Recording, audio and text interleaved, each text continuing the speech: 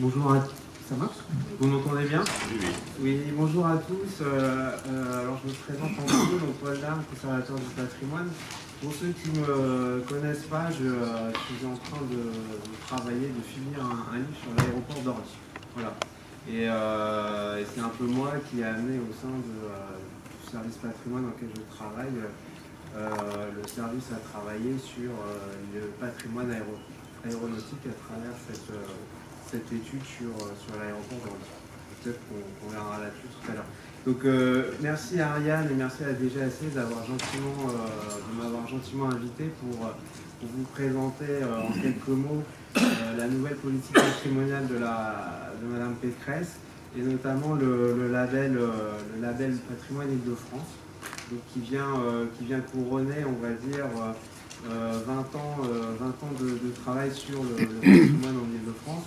Donc en quelques mots, le service dans lequel je travaille, c'est l'ancien service de l'inventaire de la région Île-de-France, qui est un service de l'État, qui a été régionalisé dans les années 2000, et donc qui était un service essentiellement un service d'étude du patrimoine et qui s'occupait finalement peu de l'entretien, de la valorisation du patrimoine qui était du ressort de nos collègues des monuments historiques. Et en arrivant à la région, progressivement, on a réfléchi, travaillé, récupéré cette compétence qui est une compétence financière. Et en 2015, Madame Pécresse a souhaité remettre à plat notre façon de travailler en couronnant, on va dire, notre activité à travers un label. Alors, notre label, le label de la région, en quelques mots, c'est, on va dire, c'est la porte d'entrée pour toucher aujourd'hui des subventions, pour valoriser, pour entretenir le patrimoine, en ayant en tête qu'on ne souhaite pas faire le travail des monuments historiques. Donc on vient compléter, on va dire, les protections au titre des monuments historiques, dans le sens où on n'a aucune influence juridique, c'est-à-dire qu'un bâtiment labellisé peut être rasé du jour au lendemain. En revanche, et ça va être un peu la suite de mon propos, ce type de labellisation peut, permettre de lever des fonds, ce qui est assez important, et puis deux, faire de la communication. On a beaucoup parlé de la communication ce matin autour de ces sites nouvellement labellisés. Donc l'idée, c'est de labelliser des sites qui sont en dessous, on va dire, de l'intérêt patrimonial national. Voilà. Alors, je vais vous montrer quelques exemples. Oui, si, en même temps, c'est ça que je voulais aussi vous dire, c'est que sur le mode d'emploi, donc quelques mots sur le mode d'emploi. Donc la première chose, c'est qu'on a, comme tout le monde aujourd'hui, un site internet donc, qui présente un peu les différents types d'aides auxquelles les associations, les propriétaires peuvent avoir droit. Et tout ça, donc, c'est présenté sur notre site internet. Surtout, ce que je voulais vous dire, c'était un peu le mode d'emploi du label. C'est-à-dire que le label, il est attribué 2 fois par an. Donc, on est dans la 2e année de l'exercice. Donc, il y a eu un peu de rodage l'an dernier. L'idée, c'est d'avoir 2 commissions d'élus qui siègent, donc il y en aura une en mars et une en septembre, et qui labellisent les dossiers que nous aurons, donc moi et mes collègues préalablement instruits, et qui après ouvre la voie pour d'éventuelles demandes de subventions. Alors, ce qu'il faut bien que vous ayez en tête, c'est que c'est une démarche en 2 temps, c'est-à-dire que dans un premier temps, c'est les services, l'administration qui instruit les dossiers, et dans un second temps, les élus qui valident ou pas, malheureusement, nos recommandations. Donc il y a des cas où on a beau argumenter, on a beau défendre certains lieux, les élus ne suivent pas et refusent l'attribution du label. Alors rassurez-vous, sur les différents dossiers de patrimoine aéronautique, les élus nous ont suivis. Donc, je vais vous montrer quelques exemples. Donc, je vais passer rapidement. Là, c'est des exemples Val-de-Marnay. Donc, c'est une fondation d'art graphique à Nogent-sur-Marne. Cet endroit est assez amusant parce que c'est aussi une maison de retraite pour artistes, avec une très très jolie bibliothèque.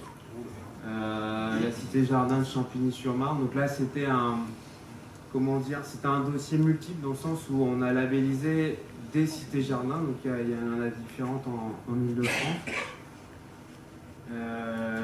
Des hôpitaux. Donc là, c'est un bout de l'hôpital de Vincennes. Donc uniquement le bâtiment que vous voyez au fond qui date de Napoléon III. Une propriété. Alors, on est entre nous, je peux vous dire, ce n'est pas la propriété de Daguerre, mais bon, comme il y a des daguerreotypes dedans, le maire a construit tout un projet autour de la personnalité de Daguerre, voilà.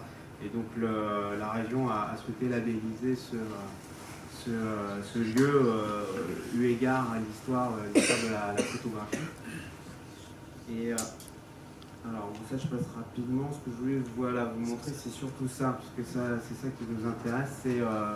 Voilà, ça a été labellisé en mars de cette année. Donc c'est un dossier qu'on a porté avec l'association qui a beaucoup fait pour sauvegarder Port Aviation. Alors 2 mots pour ceux qui ne connaissent pas. Port Aviation, c'est le premier aérodrome construit au monde. Donc c'est un incunable du patrimoine aérien. C'est ce qu'on voit sous les yeux, c'est ce qui reste en fait de ce lieu qui était un espace gigantesque. Alors, comme toutes les constructions aéroportuaires, la chose la plus importante, c'est un grand vide. Et malheureusement, le site a été loti après-guerre et il ne reste plus que donc c'est quelques bâtiments qui sont des bâtiments qui accueillaient le. Alors, ils ont baptisé ça le mess des officiers. C'était le restaurant en fait, là où les gens se restauraient pendant les meetings aériens. Francis, j'espère que tu m'excuses si je dis des bêtises. C'était le mess officier pendant la Première Guerre mondiale, uniquement. Mais sinon, c'était l'hôtel et le restaurant. Il y avait l'hôtel que l'on voit là et le restaurant qui est derrière, qui était la réception de tous les pilotes qui venaient passer un moment ou un meeting. Là, ils pouvaient dormir et repartir le lendemain. Comme aujourd'hui, on fait sur les terrains d'histoire ou n'importe quel autre endroit. Oui, voilà. Et donc alors ça c'est un peu plus, on va dire, mon idée, c'est-à-dire que je pense qu'il est intéressant par rapport à tout ce qui a été dit ce matin sur la question de la communication, de la relation avec les collectivités, les acteurs locaux, c'est peut-être de réfléchir à utiliser ce label par rapport au patrimoine aéronautique et de mettre en valeur le patrimoine aéronautique francilien à travers ce label. Si on prend l'exemple de Port Aviation, il va de soi que le label ne suffit pas par rapport à l'intérêt historique de ce bâtiment. Et là, je m'adresse à notre collègue de l'État. C'est évidemment un bâtiment qui devrait être classé au titre des monuments historiques, c'est même pas une question. Mais voilà, il y a beaucoup de sites en Ile-de-France qui sont méconnus. Et déjà, si dans un premier temps, on peut, à travers une reconnaissance du label et donc déjà de mobiliser les élus, et puis après, normalement, le label s'accompagne d'un peu de communication. On pourrait, peut-être pour ouvrir le débat tout à l'heure, utiliser ce label pour faire connaître un patrimoine qui est malheureusement pas assez connu aujourd'hui. Tout à l'heure, un intervenant a dit que Paris était en 1918 le centre de l'industrie française de l'aviation. En fait, c'était le centre mondial. Et je pense que beaucoup de nos élus ont oublié ça, c'est-à-dire que l'Île-de-France, la France, c'est le berceau de la conquête de l'air. Il y a eu les frères Montgolfier au XVIIIe. La Première Guerre mondiale, c'était un moment d'accélérateur immense de l'industrie, de la construction aéroportuaire. Et malheureusement, on a tendance à oublier cette histoire-là. Donc si on peut utiliser le label et si le label peut vous aider à valoriser votre travail, on en sera très heureux, je pense. Voilà. Merci beaucoup.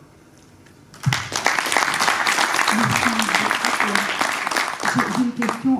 Bon, je comprends, label d'une part, mais patrimoine isolé d'autre part. Donc, est-ce que ça vaut pas le coup de penser en termes de réseau pour labelliser du patrimoine qui n'est pas... Parce que là, certains, on a parlé de hangars qui sont disséminés, il n'y en a plus beaucoup. Bon, ça, c'est un vrai réseau qui pourrait être mis en synergie. Label régional, des choses isolées, patrimoine aviation berceau parisien, berceau de la conquête de l'air. Mais est-ce qu'on ne peut pas aussi raisonner marche au-dessus avec cette idée de réseau? Je ne sais pas, je me pose la question.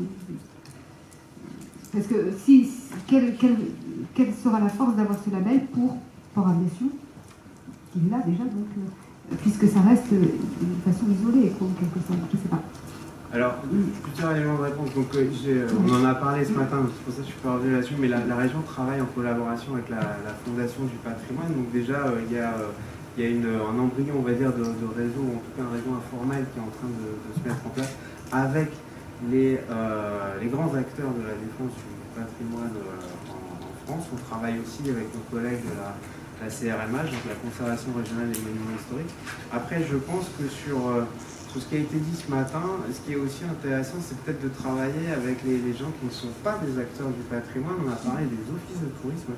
Et c'est vrai que en tout cas en Ile-de-France, il y a une problématique très particulière, c'est-à-dire qu'il y a, malheureusement Notre-Dame a brûlé, mais si on pense à le musée du Louvre, le château de Versailles, Disneyland, qui n'est pas du patrimoine, mais en tout cas on a des sites comme ça qui drainent toute activité touristique. Et derrière, en fait, il y a beaucoup de lieux qui sont méconnus en Ile-de-France, donc peut-être, et tous les offices de tourisme des départements de couronne et même de grande couronne sont très intéressés à trouver des lieux, à trouver des problématiques, à trouver des angles de communication pour attirer justement des touristes qui ne soient pas forcément des Chinois ou des Japonais. Hein. On peut commencer par les Franciliens, les Français, et puis nos voisins et amis européens. Voilà, donc je pense que voilà. Après, le sentiment que j'ai, c'est que le label il date donc il a été mis en place. Madame Pécresse était élue en 2015, ça a été mis en place en 2016, on a eu les premières fournées en 2018. Donc malheureusement ou heureusement, toutes ces choses-là prennent un peu de temps. Donc voilà, j'aurais tendance à avoir une approche très pragmatique des choses, c'est-à-dire que ça sera du cas par cas, du dossier par dossier, et on va certainement arriver à quelque chose de... D'accord. Vous êtes dans du patrimoine bâti. Oui, alors...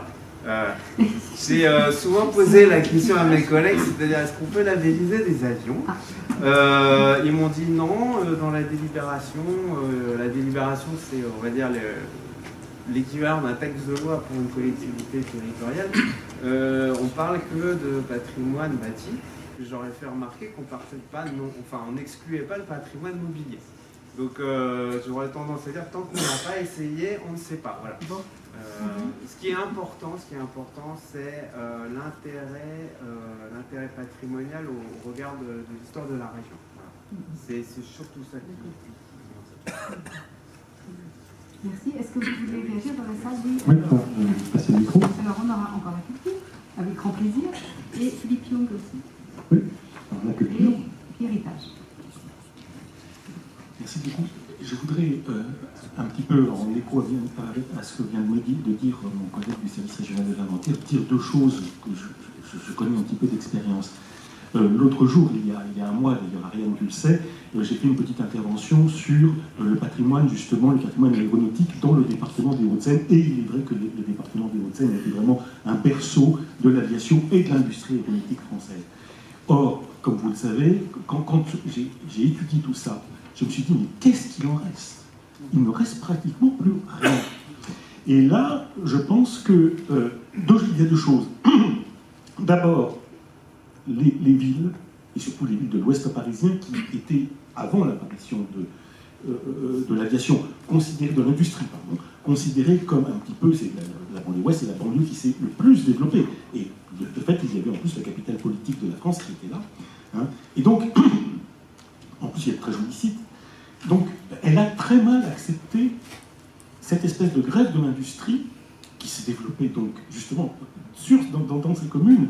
Et en fait, j'en ai toujours l'impression que les habitants de ces régions ont toujours considéré la présence de ces usines comme un élément dépréciatif et non pas comme un élément, je dirais, valorisant de leur commune. Et donc on a laissé démolir des tas d'unités de production dans les années 60, 70, 80, parce qu'au fond, personne n'est venu.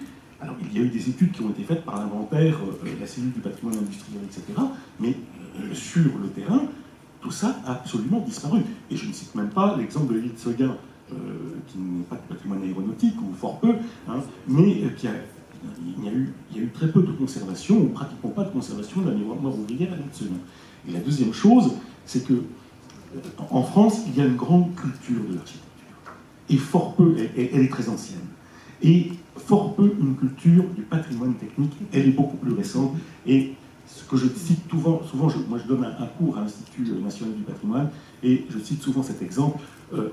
La SNCF, lorsqu'elle contacte André Malraux au début des années 60, le ministère de la Culture est tout neuf, et elle lui dit « Pourriez-vous nous aider, à la fois financièrement et scientifiquement, pour faire notre musée ?» Réponse de Malraux, le musée que vous prévoyez, que vous projetez, ne ressort pas de mon ministère, mais du ministère de l'Éducation nationale. Donc il ne voit que le domaine didactique. Évidemment, quand vous voyez la culture de Malraux, qui est une culture très métaphysique, très située, qui est centrée sur les arts, la sculpture et les arts de l'Extrême-Orient, il a commencé avec ça, et bien évidemment, le chemin de fer et les techniques en général, ça ne devait pas beaucoup les parler. Merci Luc, merci pour cet témoignage. Oui, d'accord. Héritage devant. Héritage. Renaud.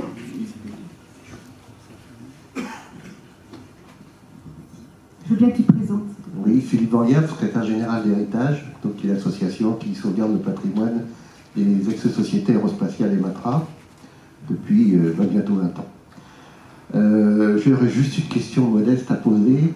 Ce label qui est fort intéressant, aujourd'hui vous l'avez dit, s'applique au bâti. Quid de ceux qui s'occupent de sauvegarder la documentation quelle qu'elle soit, sans laquelle des fois il est difficile de restaurer un bâti ou un avion? Alors, on a eu un cas d'un petit musée qui s'appelle le musée de l'outil à Ouy-Joli. Vous entendez bien? Non. Et non. Voilà, il y a eu un cas de collection, on va dire, qui a été labellisé. Donc à Ouy-Joli, il y a un musée de l'outil. Et on a un peu tordu, on va dire, la délibération pour faire rentrer la question de la collection dedans, en disant que c'est le bâtiment et son contenu qui était labellisé. Voilà. Après, sur des documentations, en fait, on n'a jamais fait. Donc ça m'est très difficile de vous donner une réponse parce que, moi, certainement, enfin, j'ai pas vu les choses, mais sur des collections d'archives, des documents d'archives, il est évident que moi et mes collègues, on serait plutôt à donner un avis positif. Après, dans quelle mesure les élus nous suivront, ça, je ne peux malheureusement pas m'engager. Et encore une fois, nous, c'est les élus qui ont la décision finale. Donc voilà, il faut essayer, il faut tenter, on verra.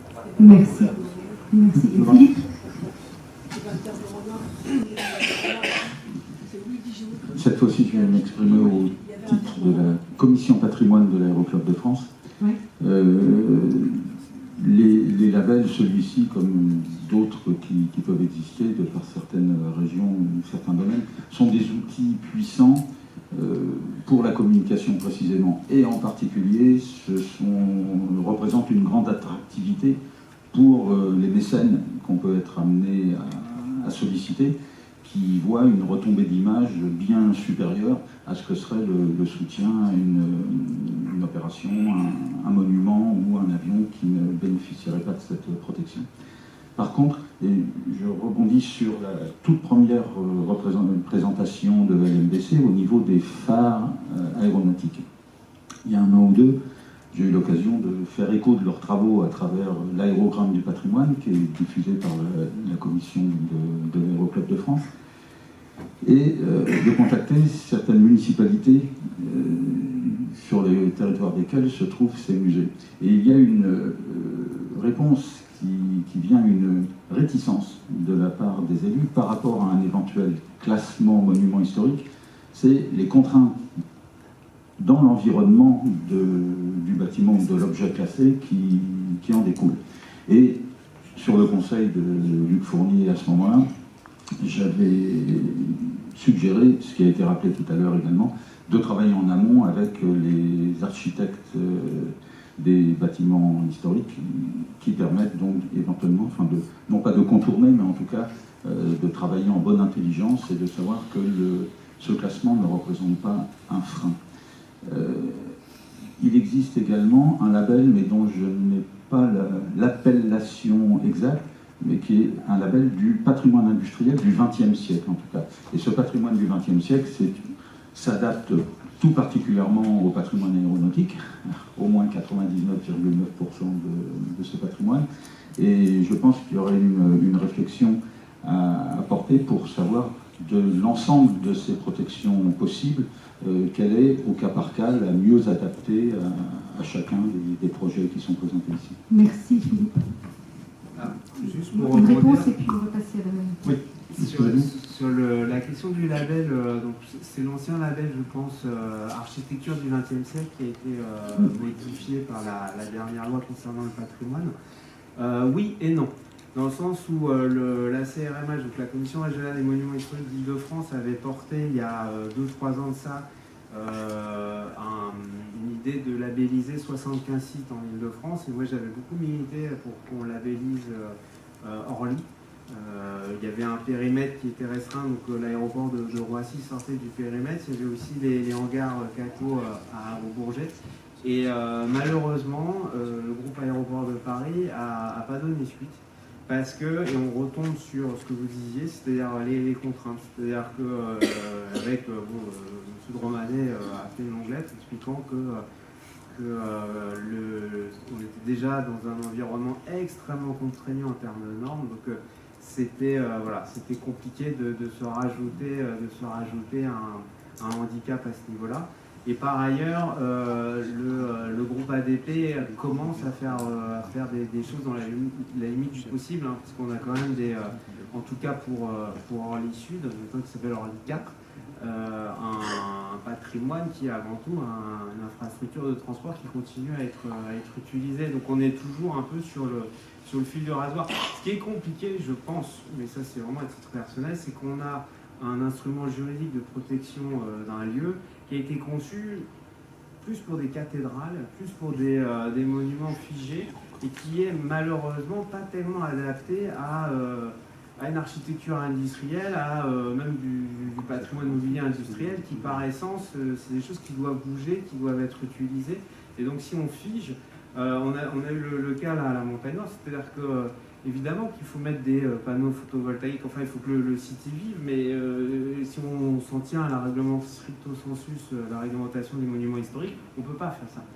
Donc on est dans un, comment dire, on est à la limite, on va dire, d'une protection qui doit peut-être être adaptée. Et c'est pour ça que finalement le label, c'est pas si mal, parce qu'il n'y a pas ces contraintes juridiques liées à l'attribution. Et donc on laisse les propriétaires et les ABF assez libres du futur des sites.